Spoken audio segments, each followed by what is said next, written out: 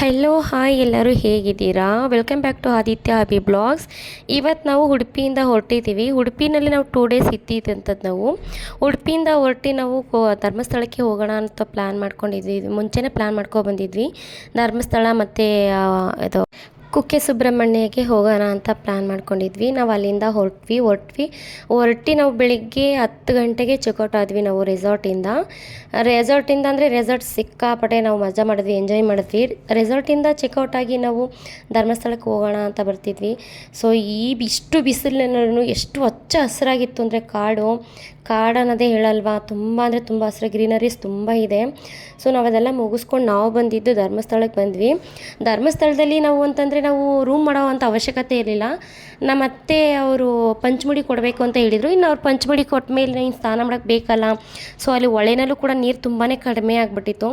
ಆದ್ದರಿಂದ ಆಗಲ್ಲ ಅಂಥೇಳಿ ನಾವು ರೂಮ್ ಮಾಡಿದ್ವಿ. ನಾವು ರೂಮ್ ಮಾಡಿಕೊಂಡು ನಮ್ಮ ಅತ್ತೆ ಅದು ಪಂಚಮುಡಿ ಎಲ್ಲ ಕೊಟ್ಕೊಂಡು ಬಂದರು. ಅವ್ರು ಪಂಚಮುಡಿ ಕೊಟ್ಕೊಂಡು ಬಂದಮೇಲೆ ನಾವೇನಿದೆ ಫ್ರೆಶ್ ಅಪ್ ಆಗಿ ರೆಡಿಯಾಗಿ ಮತ್ತು ಅವ್ರನ್ನ ರೆಡಿ ಮಾಡಿ ನಾವು ರೆಡಿಯಾಗಿ ನಾವು ಹೋಗೋಣ ಅಂತೇಳಿ ಹೊರಟ್ವಿ.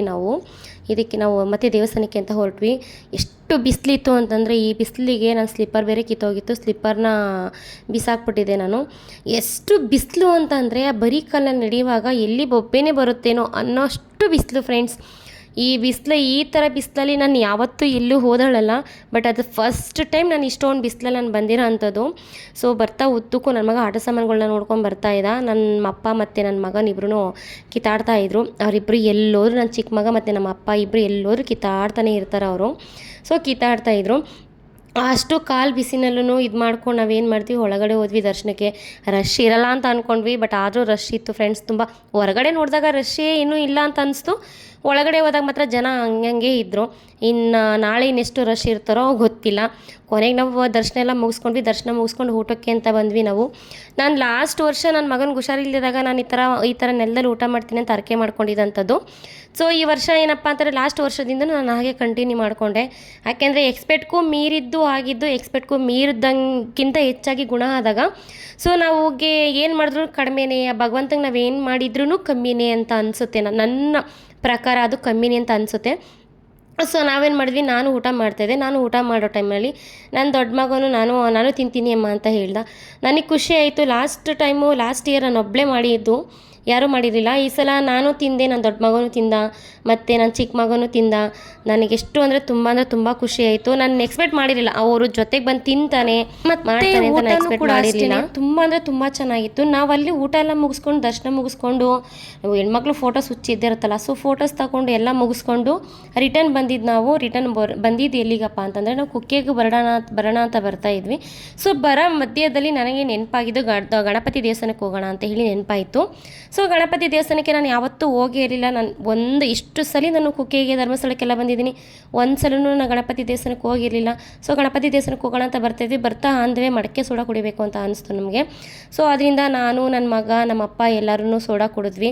ನಮ್ಮ ಅಪ್ಪ ಅದನ್ನು ಕುಡಿತಾ ಇದ್ದಾಗ ಒಂಥರ ಇದು ಮಾಡ್ತಾಯಿದ್ರು ಅವರು. ಮೇ ಬಿ ಅವ್ರು ಕುಡ್ದಿರ್ಲಿಲ್ವೇನೋ ಅಂತ ಅನಿಸುತ್ತೆ. ಕುಡ್ದಿರ್ತಾರೆ, ನಮ್ಮ ಅಣ್ಣನ ಜೊತೆ ಎಲ್ಲ ಹೋಗಿದ್ದಾಗ ಕುಡ್ದಿರ್ತಾರೆ. ಬಟ್ ನನಗೆ ಹಂಗೆ ಅನಿಸ್ತು. ಅವರು ಕುಡಿದ್ರು, ಆಮೇಲೆ ನಾನು ಕುಡಿದೆ. ಈ ಸೆಕೆಗಂತೂ ನಾನಂತೂ ಹಾಕೊಂಡಿದ್ದು ಚೂರು ಕ್ರೀಮ್ನೂ ಹೊಂಟೋಗ್ಬಿಟ್ಟಿತ್ತು ಫ್ರೆಂಡ್ಸ್. ಅಷ್ಟು ಸೆಕೆ, ಏನು ಜ್ಯುವೆಲರ್ಸು ಹಾಕೊಳ್ಳೋದಕ್ಕೆ ಆಗ್ತಿರಲಿಲ್ಲ, ಒಂದು ಬ್ಯಾಂಗಲ್ಸ್ ಹಾಕೊಳ್ಳೋಕ್ಕಾಗಲಿಲ್ಲ. ಹೆಂಗೆ ಅಂದರೆ ನನ್ನ ಕೈಲಿ ಆಗಲಿಲ್ಲ, ಅಷ್ಟು ಇದಾಯಿತು. ಅದನ್ನು ಕುಡ್ಕೊಂಡು ನಾನು ಬಂದಿದ್ದೇನಪ್ಪ ಅಂದರೆ ಗಣಪತಿ ದೇವಸ್ಥಾನಕ್ಕೆ ಅಂತ ಬಂದ್ವಿ ನಾವು. ಈ ಗಣಪತಿ ದೇವಸ್ಥಾನ ಜಸ್ಟ್ ಯಾರೋ ಸ್ಟೇಟಸ್ಗೆ ಹಾಕಿದ್ರೆ ಮಾತ್ರ ಅದು ಮಾಡಿದ್ರೆ ಮಾತ್ರ ನೋಡ್ತಾ ಇದ್ದಿದ್ದಂಥದ್ದು. ಸೊ ನಾನು ಹೋಗೇ ಇರಲಿಲ್ಲ. ನಾನು ಇಲ್ಲಿಗೆ ಬರುವಾಗಲೂ ಅಷ್ಟೇ ನನಗೆ ಏನೋ ಒಂಥರ ಪಾಸಿಟಿವ್ ಇದು ಎನರ್ಜಿ. ಇಲ್ಲಿ ಬಂದಾಗ ನನಗೆ ಯಾವ್ದಾದ್ರು ದೇವಸ್ಥಾನಕ್ಕೆ ಹೋದರೆ ಸಡನ್ನಾಗಿ ನನಗೆ ಈ ಥರ ಆಗೋದು. ಹೆಣ್ಣು ದೇವಸ್ಥಾನಕ್ಕೆ, ನಮ್ಮ ಮಾರಮ್ಮ ದೇವಸ್ಥಾನಕ್ಕೆ ಹೋದಾಗ ಮಾತ್ರ ನನಗೆ ಮೈಯಲ್ಲಿ ವೈಬ್ರೇಟ್ ಸ್ಟಾರ್ಟ್ ಆಗ್ತದೆ ಆಗೋ ಅಂಥದ್ದು. ಬಟ್ ನನಗೆ ಈ ದೇವಸ್ಥಾನಕ್ಕೆ ಬಂದಾಗ ನನಗೆ ವೈಬ್ರೇಟ್ ಸ್ಟಾರ್ಟ್ ಆಯಿತು. ನನಗೆ ಹೆಂಗೆ ಅಂತಂದರೆ ಒಂದು ಸೆಕೆಂಡ್ಗೆ ಒಂಥರ ಹೇಳೋಕ್ಕಾಗಲ್ಲ, ಅಷ್ಟೊಂದು ಪಾಸಿಟಿವ್ ಇದೆ ಇಲ್ಲಿ. ನನ್ನ ಪ್ರಕಾರ ಅಷ್ಟು ಪಾಸಿಟಿವ್ ಇದೆ, ಎಲ್ರಿಗೂ ಗೊತ್ತಿರೋ ಅಂಥದ್ದು ಇದು. ನನಗೆ ತುಂಬ ಖುಷಿ ಆಯಿತು. ಕೊನೆಗೂ ದೇವ್ರ ದರ್ಶನ ಅಂತೂ ನೀಟಾಗಿ ದರ್ಶನ ಎಲ್ಲ ಮುಗಿಸ್ಕೊಂಡು ನಾವು ರಿಟರ್ನ್ ಕುಕ್ಕೆಗೆ ಹೋಗೋಣ ಅಂತ ಅಂದ್ಕೊಂಡ್ವಿ. ಅಂದ್ಬಿಟ್ಟು ದರ್ಶನ ಎಲ್ಲ ಮುಗಿಸ್ಕೊಂಡು 1-2-3 ಫೋಟೋಸ್ ತಗೊಂಡ್ವಿ.